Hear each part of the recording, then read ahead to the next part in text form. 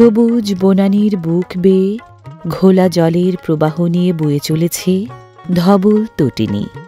জলের চুম্বন চিহ্ন বুকে ছুঁয়ে নিজ নিজ গন্তব্য কাজে ছুটে চলেছে ছোট বড় নানা আকৃতির নৌযানগুলো।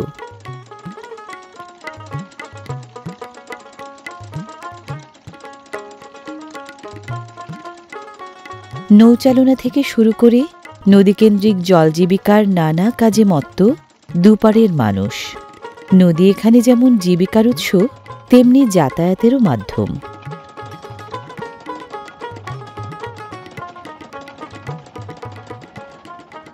শান্ত সৌম্য চেহারার এই নদীর নাম ধলেশ্বরী।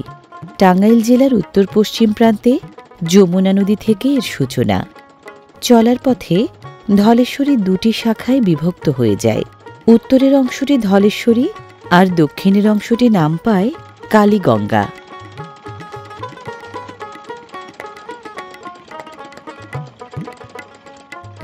শাখা দুটি মানিকগঞ্জ জেলার কাছে গিয়ে পুনরায় পরস্পরের সাথে মিলিত হয়েছে। সম্মিলিত ওই ধারাটি ধলেশ্বরী নামে প্রবাহিত হয়ে বয়ে গেছে নারায়ণগঞ্জ পর্যন্ত। সেখানে শীতলক্ষ্যার সাথে মিলিত হয়ে পরবর্তীতে মেঘনায় গিয়ে পড়েছে। চলার পথে বুড়িগঙ্গা নামে একমাত্র শাখা নদীর জন্ম দিয়ে গেছে ধলেশ্বরী। চলতি বর্ষায় যমুনার জল বৃদ্ধি পাওয়ায় ফুলে ফেঁপে উঠেছে নদীটি। নতুবা বছরের বেশিরভাগ সময়ই ধলেশ্বরীর বুক প্রায় জলশূন্য থাকে। যেমনই চলে পারাপার, তেমনি চলে পাড় ভাঙার নিষ্ঠুর খেলা। নতুন জলের শক্তিতে বলীয়ান হয়ে মনের সুখে দুপাড় ভেঙে চলেছে নদীটি। সহায়হীনের শেষ সম্বলটুকু কেড়ে নিতেও বাধছে না তার।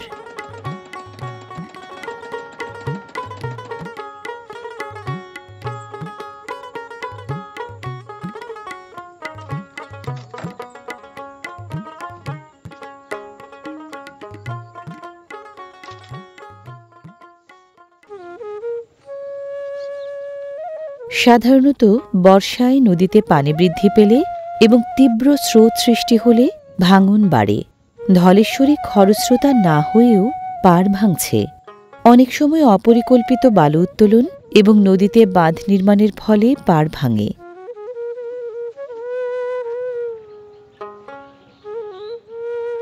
এই বাড়িটিও ঝুঁকিতে আছে, যে কোনো সময় চলে যেতে পারে নদী গর্ভে।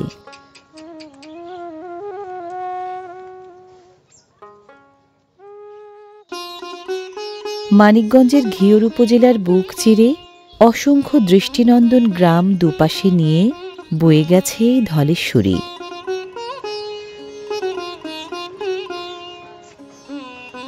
গ্রামীণ পটভূমিতে রান্নার আয়োজনের পটভূমি সবসময়ই অতি সাধারণ, তবু কি যেন এক আকর্ষণের জাদু একে ঘিরে থাকে সব সময়।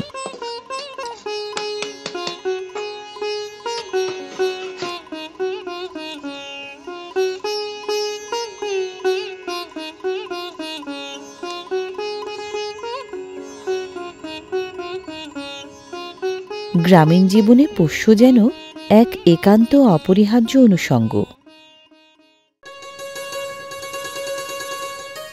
অনাড়ম্বর আয়োজনে অতি সাধারণ ভঙ্গিতে দাঁড়িয়ে থাকা এই বসতি যেন দারুণ যত্ন আর মমতা নিয়ে এঁকেছেন নামহীন কোনো এক শিল্পী। নদী যেন এখানে এক অপার সৌন্দর্যের লীলাক্ষেত্র।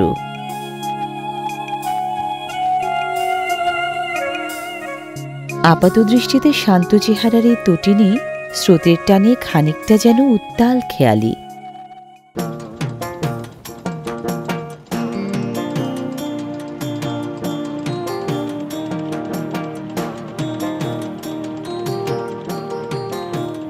বৃষ্টির টানে ভেসে আসা পলিযুক্ত ঘোলা জল বুকে নিয়ে টাঙ্গাইল, মানিকগঞ্জ, ঢাকা, নারায়ণগঞ্জ এবং মুন্সিগঞ্জের মধ্য দিয়ে প্রায় 292 কিলোমিটার ভেসে চলেছে নদীটি।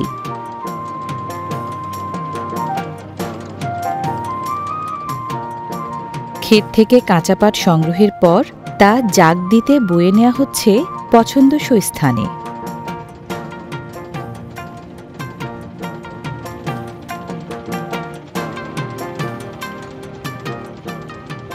ধলেশ্বরী বিধৌত ঘিওরের এই গ্রামগুলো যেন কৃষি সম্ভারে পরিপুষ্ট। নদী ভাঙন এখানকার একটি বড় সমস্যা, তাই ভাঙন ঠেকাতে পাড় জুড়ে এমন জিও ব্যাগ চোখে পড়ে অহরহ।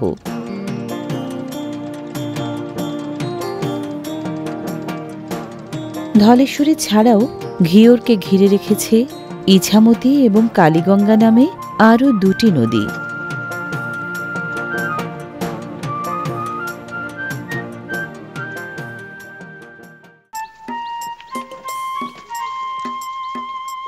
মাঠ থেকে ফসল আনা নেওয়ার কাজে ঘোড়ায় টানা এই ছ্যাকড়া গাড়ির জুড়ি মেলা ভার।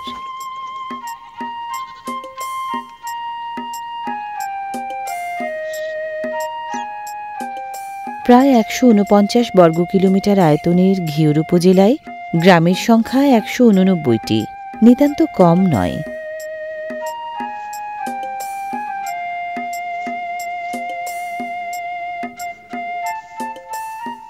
শরতের শুরুতে পাক ধরেছে ধানের ক্ষেতে।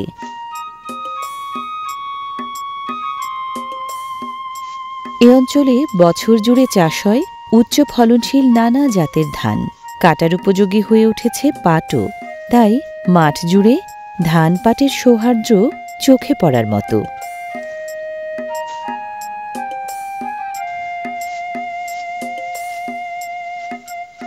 ফসল ভরা মাঠের মতো দৃষ্টিনন্দন দৃশ্য আর কি হতে পারে। এ অঞ্চলের কৃষকদের ভাষ্যে বর্ষায় জলসহিষ্ণু উচ্চ ফলনশীল জাতের ধানের আবাদ এবার ভালোই হয়েছে। পাটের মৌসুম, তাই ধানের চেয়ে পাটের চাষ বেশি হলেও কেউ কেউ ধান চাষে বিশেষ মনোযোগী। এ যেন মাঠের জমিনে ছড়িয়ে থাকা সারি সারি আঁটি বাঁধা ধান নয়, যেন কোনো শিল্পীর তুলিতে আঁকা দৃশ্যপট।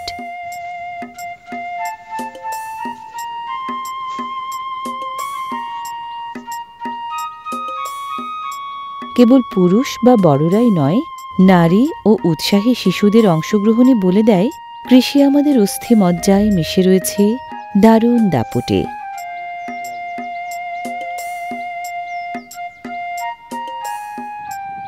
মাঠ থেকেই ধান ঝেড়ে নেওয়ার আয়োজন চলেছে এখানটায়। ঘিওরের মাটি ও আবহাওয়া পাট চাষের জন্য বিশেষ উপযোগী। জেলা কৃষি অফিসের তথ্যমতে চলতি মৌসুমে মানিকগঞ্জে ৪,২৭৬ হেক্টর জমিতে পাট চাষ হয়েছে। পাট উৎপাদনের লক্ষ্যমাত্রা ধরা হয়েছে ১৭,০০০ মেট্রিক টন। এর বড় একটি অংশের উৎপাদন ঘিওরেই হয়। পাট রোপণ, পরিচর্যা, কাটা, ধোয়া, শুকানো, সংরক্ষণ সকল পর্যায়ে দারুণ পরিশ্রম হয় কৃষকদের। একসময় বাংলাদেশের প্রধান অর্থকরী ফসলের মধ্যে অন্যতম ছিল পাট। বিভিন্ন কারণে সেই সোনালি দিন হারিয়েছে সোনালি আঁশের এই ফসলটি।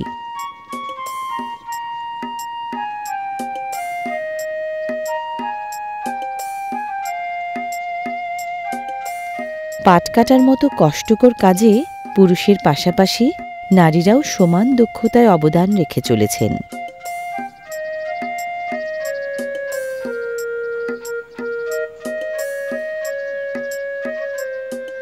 বলা হয় পাট চাষের সবচেয়ে গুরুত্বপূর্ণ অংশটি হল পাট জাগ দেওয়ার প্রক্রিয়া। পাট জাগ দেওয়া বা আঁশ পচানোর প্রক্রিয়া সঠিকভাবে সম্পন্ন হলে উন্নত মানের আঁশ পাওয়া যায়, বিক্রির ক্ষেত্রে যা ভালো মূল্য পেতে সহায়ক।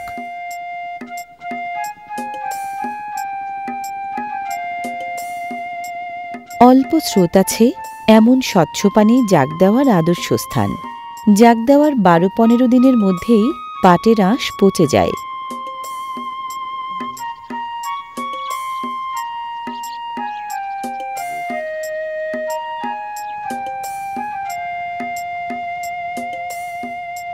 পাটকাঠি থেকে ছাড়িয়ে নেওয়ার পর আঁশ ভালোভাবে ধুয়ে নেওয়া জরুরি।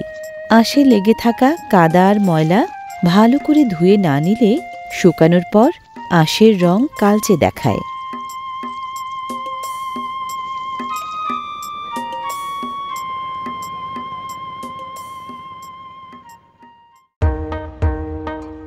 পাট শুকাতে সাধারণত ৩ থেকে ৪ দিন লাগে, তবে আর্দ্র আবহাওয়ায় সময় আরও বেশি লাগতে পারে। এমন সবুজে সবুজ ঘেরা গ্রামখানি যেন আপনার হৃদয়কে জড়িয়ে দিতে প্রস্তুত হয়ে আছে। শেকড় যাদের গ্রামে গাঁথা, তারাই বুঝবেন কেবল এর হাতছানির মায়া।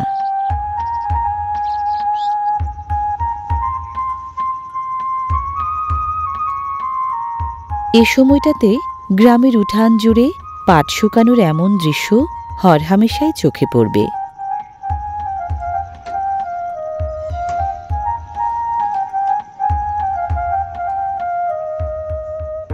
বাড়ি বাড়ি দৃষ্টিকাড়া বর্ষার ফলফলাদির সমারোহ। টাটকা ফলের স্বাদ আর অক্ষুণ্ণ পুষ্টিমান দুটোই মিলবে এখানটায়।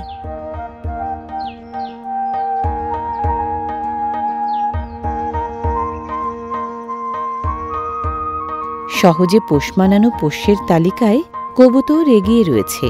গ্রামে কবুতর পালনে বাড়তি কোনো খরচের খাতও নেই। মুরগি এবং ছাগল পালনও খানিকটা তেমনই।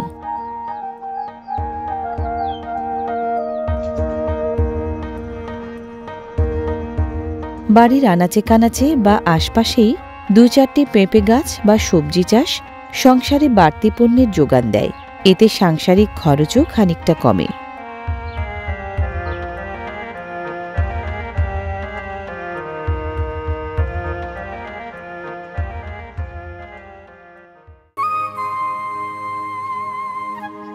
মাঠ থেকে গবাদি পশুর জন্য টাটকা সবুজ ঘাস সংগ্রহ করে ফেরার তোড়জোড়। নদীপাড়ের মানুষের জন্য নৌকা একান্ত প্রয়োজনীয় অনুষঙ্গ। বাসিন্দারাও ছোট বড় মিলিয়ে সকলেই নৌকা চালনায় বেশ দক্ষ হয়ে ওঠে।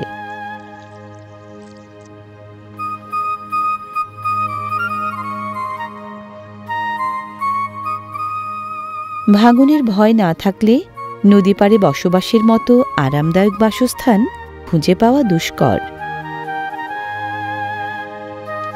নদী ঘেঁষা গ্রামগুলোতে চলাচলের জন্য গ্রামীণ কাঁচা রাস্তাই ভরসা। গাঁয়ের মানুষও এভাবেই অভ্যস্ত।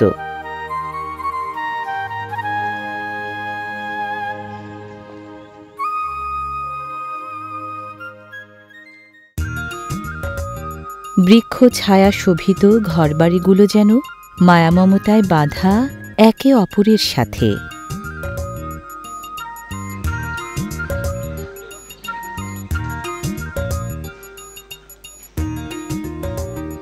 গ্রামীণ পটভূমি পোষ্য পালনে সবসময়ই সহায়ক। গরুর দুধ উৎপাদনে ঘিওরের খ্যাতি বেশ পুরনো। চাষকৃত বা ক্ষেত থেকে সংগৃহীত টাটকা সবুজ ঘাস গরুর দুধ উৎপাদনে দারুণ সহায়ক।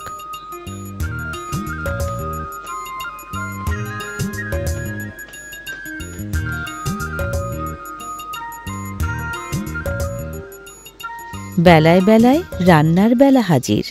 গ্রাম জুড়ে এখন রান্নার নানা তোড়জোড় আর আয়োজন। পরিবারের পুষ্টি যোগাতে বাড়ির গৃহবধূরাই মূল ভূমিকা পালন করে থাকেন। এটি তাদের আরও অন্যান্য কাজের মধ্যে অন্যতম।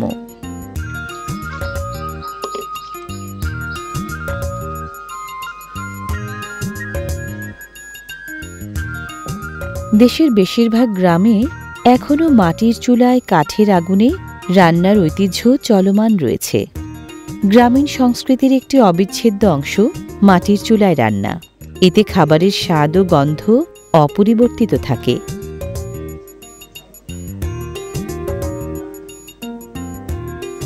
রান্নার উপকরণ ও রাঁধুনির গুণে সাধারণ পদও হয়ে উঠতে পারে অসাধারণ স্বাদযুক্ত। নতুন পাটকাঠির আগুনে এখানে রান্না বেশ জমে উঠেছে। রাঁধুনিও দারুণ মনোযোগী। থমকে থাকা বেলায় আটপৌরে ব্যস্ততায় কেটে যায় সময়। কাজ, বিশ্রাম বা অলস বেলা সবই তো জীবনেরই অংশ।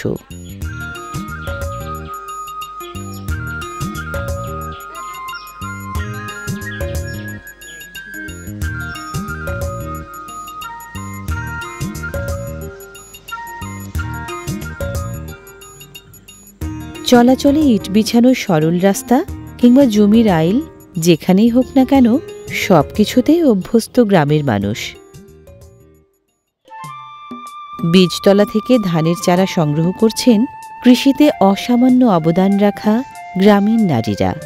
বয়স যেন তাদের বেঁধে রাখতে পারেনি, কর্মনিষ্ঠায় এখনো দারুণ টনটনে।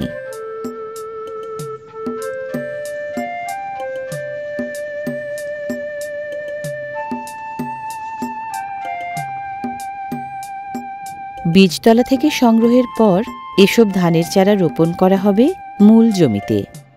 পাট উঠে যাওয়ার পর সেই জমিতে আমন ধান রোপণ করেন কৃষকরা। পাট চাষে জমির উর্বরতা বাড়ে, যা ধানের জন্য ভালো।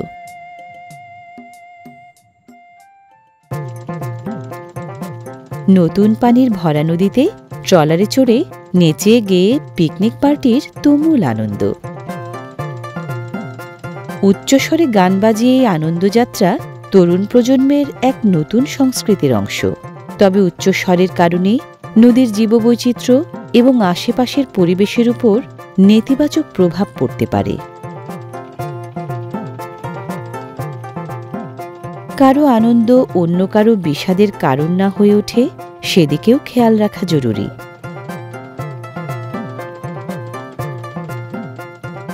দুরন্ত কৈশোরের এই উত্তাল সময় আপনিও ফেলে এসেছেন হয়তো।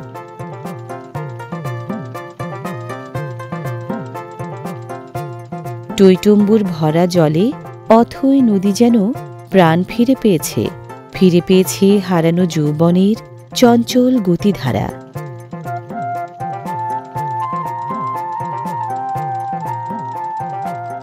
কানায় কানায় ভরা যাত্রী নিয়ে পাড়ে ভিড়তে প্রস্তুত তরী।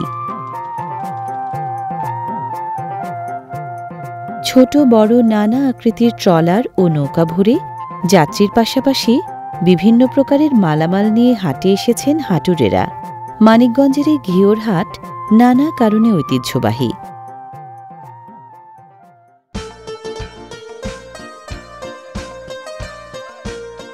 নানা পণ্য সম্ভারের ভিড়ে মূলত পাট কেনা বেচার জন্য বিখ্যাত এই হাট।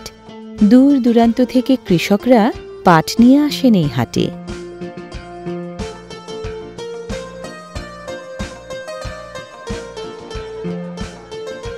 ঘাটে ভেড়া নৌকাগুলো কেন যেন খানিকটা অস্থির হয়ে পড়েছে। নোঙর গেঁথে দেয়া হল নরম মাটির গভীরে। এখন নৌযান থেকে পণ্য নিয়ে হাটে যাওয়ার পালা।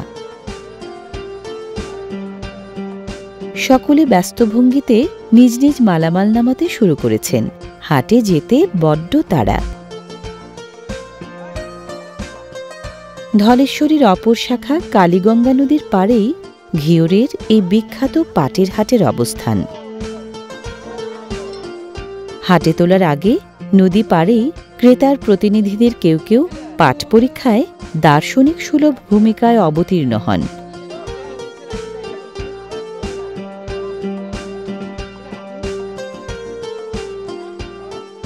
নতুন পাটের সোনালি আভার চাকচিক্যে নদীর তীর যেন নতুন আলোয় ঝলমল করছে।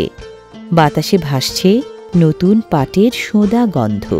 উপযুক্ত দাম পেতে কৃষকরাও আশায় বুক বেঁধেছেন। প্রতি বুধবার এই হাটে পাট বেচা কেনা হয়। সেই ব্রিটিশ আমল থেকে চলে আসছে এই রীতি। এটি মানিকগঞ্জ জেলার অন্যতম বৃহৎ পাটের মোকাম।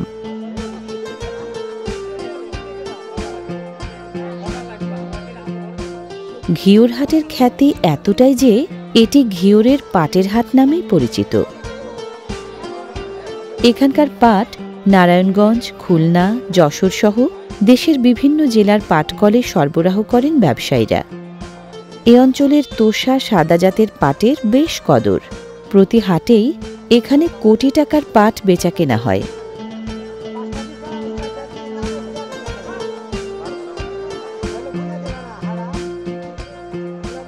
মানভেদে এ বাজারে প্রতিমন পাট ৩ থেকে ৪ হাজার টাকা দরে বিক্রি হচ্ছে।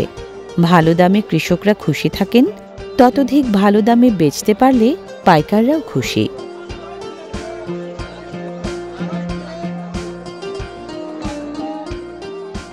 বাজারের ভেতরের রাস্তা আর একটু ভালো হলে হাঁটুরেদের চলাচলে সুবিধা হতো।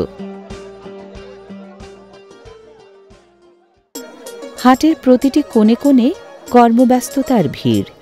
হাটে পাটের পাশাপাশি আরও বহু ধরনের পণ্য মেলে, তার মধ্যে হাঁসের জনপ্রিয়তা খানিকটা বেশি।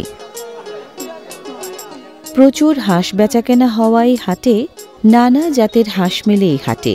দামে পটলেই মিলে যায় কাঙ্ক্ষিত পণ্য।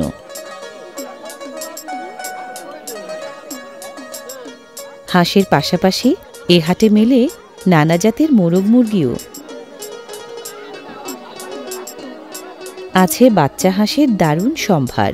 এর চাহিদা এবং ক্রেতাও নিতান্ত কম নয়। শুধু মাংসের জন্য নয়, পেলে পুষে বড় করার জন্য মুরগির বাচ্চাও মেলে অহরহ। নাদুস নুদুস খরগোশও পেয়ে যাবেন ঠিকঠাক দামেই।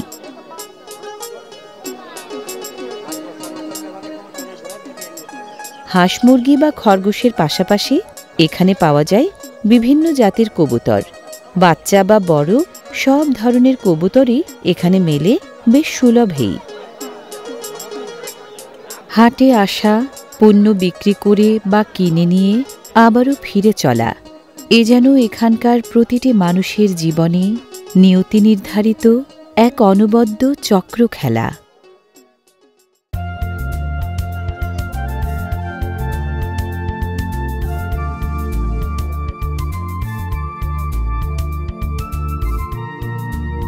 কর্মজীবী মানুষের প্রাণবন্ততায়, গ্রামীণ জীবনের কথকতায়, নদী মেঘলা বাংলাদেশের প্রাণের এক ধারা হয়ে ধলেশ্বরী বয়ে যায় তার আপন মহিমায়।